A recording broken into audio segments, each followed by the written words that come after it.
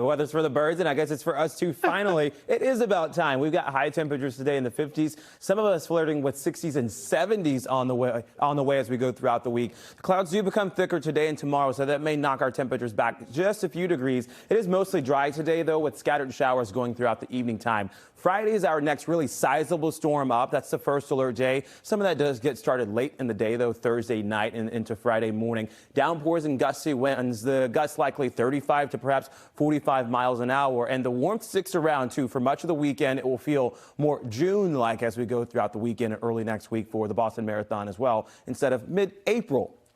The setup right now does show this stationary front in blue and red, and stationary means it's really not moving by much, so the focal point of our rain showers will be across much of the eastern seaboard, but that also opens the door for milder air to move in through Thursday, through Friday, and even some of us into Saturday. As we get into Friday morning, again, this is the next round of heavy rainfall coming in. Most of it is offshore, but we'll see surges or plumes of moisture across greater New England, too, throughout Friday evening and into Friday afternoon. After that, though, we get to Saturday and Sunday. Cooler air pushes in. It's very brief in terms of the cold spell, so we're not likely to see any really sizable cold stick around. It's not too cold right now at 42 degrees, partly cloudy skies inbound. Temperatures at about 45, right around 7:30 to 8 o'clock this morning, and climbing closer to 57 degrees at about noontime today. Winds are out of the south and east at 3 miles an hour right now. So that flow from the southeast does bring in a sea breeze, so don't be surprised if Boston gets capped in again in the upper 50s instead of the 60s.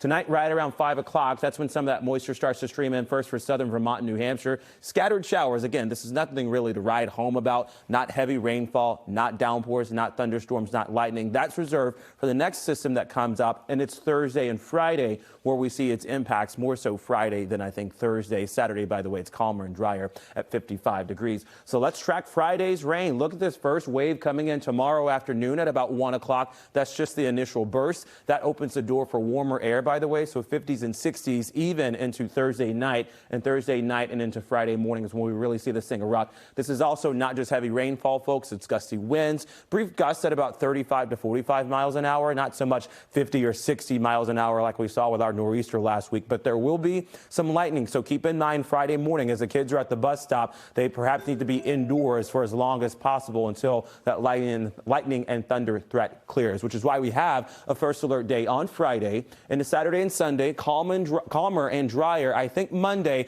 even though we've got this 20% chance of shower on a Monday, I think it's a collapsing system or a weakening system. So the Boston Marathon should go off just fine. On Tuesday, right around 67 degrees for a high. Wednesday and Thursday of next week, we still hold on to the warmth and the chance of spring showers. And notice I'm saying spring showers and not winter showers. So this is warm, not wintry with snow.